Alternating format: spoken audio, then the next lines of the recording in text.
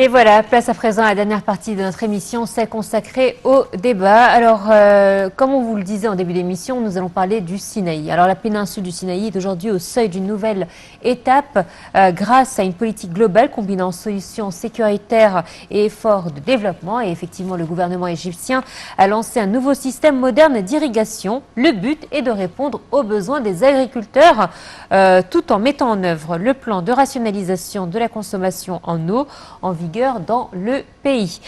Pour plus de détails sur ce nouveau système moderne d'irrigation, nous avons par téléphone notre invité de ce matin, Dr Yousra Chaaben, maître de conférence à l'université de Ain Shams et membre du programme présidentiel. Bonjour.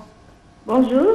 Alors, c'est vrai que le Sinaï a longtemps été mis de côté, vu les raisons sécuritaires qu'il y avait sur place depuis de nombreuses années. Mais aujourd'hui, c'est vrai que le président Abdel Fattah el-Sisi en a fait une priorité et c'est vrai que les projets commencent à fleurir sur place. Dites-nous en quoi c'est une région stratégique et importante pour l'Égypte. Vous savez, tout d'abord, je vous dis merci pour cette invitation et je dis une bonne journée à tout le monde. Merci à vous. Et comme vous savez, l'Égypte c'est un grand pays et même les gouvernorats un peu, comment dire, limitatifs ou côtières sont si importantes au niveau même de l'histoire. Par exemple, le Suez, Port Saïd, Ismaïlia, ils sont des gouvernorats qu'on sait bien qu'ils ont passé un bon combat dans les années 50, etc. Et ainsi de suite. Chaque région et chaque gouvernorat en Égypte a sa particularité. Ce qui la caractérise en tant que région indépendante et intéressante en fait de l'Égypte. Alors le Sinaï a connu une histoire importante pour l'Égypte et en même temps elle connaît une particularité et des caractéristiques très intéressantes que l'Égypte a en ce moment besoin pour son tourisme, pour son investissement, etc. C'est la raison pour laquelle le président Abdel Fattah el-Sisi et le gouvernement égyptien ont considéré que le Sinaï ne soit pas du tout abandonné comme l'était autrefois. Et ils ont mis, comme vous l'avez bien mentionné, ils l'ont mis sur table, quoi. Elle devient une priorité pour le gouvernement égyptien. Moi, je me rappelle bien que, je pense l'année dernière, par exemple, le gouvernorat de El Wadi El Gadid, si vous le connaissez. Oui, la Nouvelle-Vallée. C'est au ouest nord de l'Égypte, ouest centre de l'Égypte. Ils ont fait ce qu'on appelle le festival des dates. En fait, chaque région en Égypte, elle a des particularités, elle a des caractéristiques intéressantes et importantes. Alors, pourquoi pas les mettre en valeur? Surtout que, si on se souvient bien, lors des premiers discours du président Abdel Fattah el-Sisi concernant cette région, il disait que pour justement enraciner le terrorisme, il fallait justement déraciner le terrorisme justement. Oui. Il fallait pouvoir développer ces régions et leur donner la possibilité de vivre une vie digne pour lutter contre le terrorisme. Oui, c'est un enjeu si important en fait pour l'Égypte, surtout pour la géographie de Sinaï, la géographie de l'Égypte, avec ce côté-là. Alors c'est si important en fait pour lutter, comme vous dites, contre le terrorisme. Si on le développe, si on met le Sinaï en valeur, ou on en prend soin en fait. Elle fait partie de l'Égypte. Elle ne doit pas être ni oubliée, ni abandonnée. Ni marginalisée. Si on la développe, si on la prend considérablement, en contrepartie, elle sera bien intégrée. Parce que prendre soin, c'est aussi une intégration. Et c'est lutter contre parfois des idées extrémistes. Et par exemple, je vais vous donner juste un petit chiffre. 700 milliards de livres égyptiennes ont été investis en Sinaï ces 8 dernières années, en fait. Alors, vous vous rendez compte de cette importance de Sinaï du point de vue du gouvernement égyptien. Docteur Yousra, bonjour. Bonjour. Et également, parmi les projets figurants avec ce coût de 7 milliards de livres égyptiennes, on parle d'installation, d'éducation, que ce soit des établissements éducatifs de haut niveau, des universités, telles l'université de l'Arish ou l'université du roi Salman, avec ces 3 branches. Alors, si vous pouvez un tout petit peu nous parler de cette renaissance du Sinaï, renaissance, je dirais, éducative certainement, avec plein d'autres projets. En fait, on peut bien que Sinaï, El Arish, Nouba, tout en fait les régions qui sont un peu comme côtières soient intégrées aux capitales et à la nation et la République égyptienne, quoi.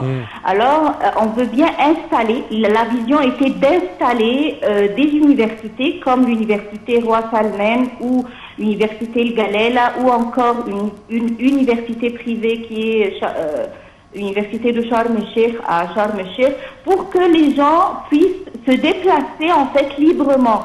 Pour connaître de bons secteurs et de bonnes personnes en fait dans ces environnements, pour qu'elles ne deviennent plus abandonnées. S'il y a des déplacements, des va-et-vient vers et pour Sinaï ou Nouba ou le sud, l'ouest, tout en fait, que l'Égypte soit en dynamique, soit en mouvement. Là, comme on a mentionné, on va en fait éliminer toute idée qui pourrait sembler bizarre en fait à notre nation et à notre même éducation et notre culture égyptienne comme le terrorisme ou autre. On va pouvoir en fait combattre ça par une arme culturelle, une arme intellectuelle. Alors, il y a un sujet aussi qui vous tient à cœur, il s'agit le dossier de la femme, les questions liées à la femme. Et c'est vrai qu'il y a énormément de projets qui ont été lancés pour justement promouvoir la femme du Sinaï en l'aidant à faire ses propres projets, n'est-ce pas?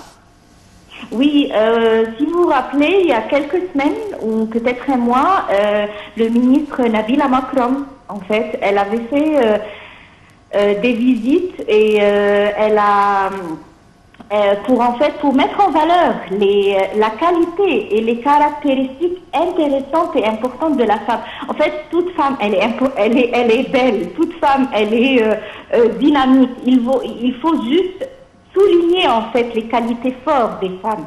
Les femmes dans ces régions-là, ils sont pas au même niveau ni d'éducation, ni de culture, mais maintenant on commence en prendre soin et même à leur donner du pouvoir, à les inciter à se présenter pour les législatives et ainsi de suite en fait, qu'elles prennent sa place considérable parce qu'elle est belle en tant que femme régionale. Et on promouvoit également son activité. Nous savons qu'il y a différentes activités artisanales qui se font dans cette région. Et c'est vrai, les femmes de la région sont connues pour cela. Et le fait que le gouvernement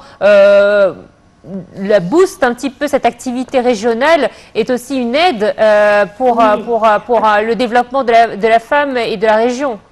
Oui, parce que première chose qu'on apprend toujours pour les droits des femmes, c'est que son indépendance financière, c'est le point crucial de son indépendance intellectuelle et culturelle.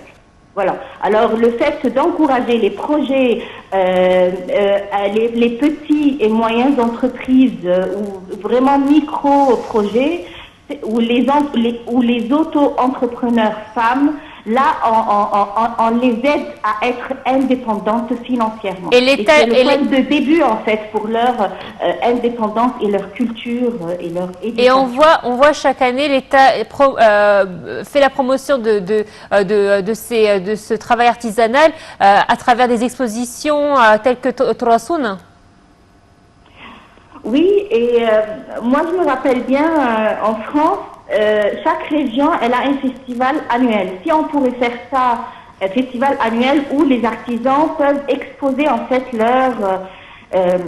un leurs produits vraiment produits maison, quoi. Même des jus, des dattes, des choses faites à la main, etc.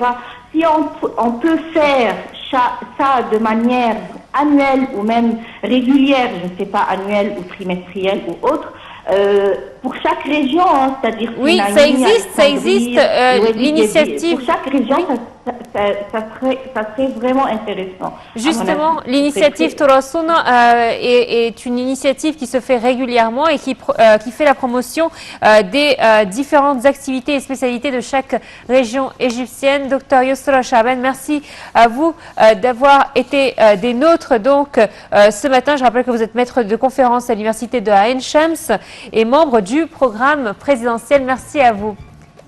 Voilà, c'est ainsi donc que prend fin cette édition. Merci de votre fidélité. Merci à toi, Samar. Merci, Noah. Merci, chers téléspectateurs, et bonne suite au programme.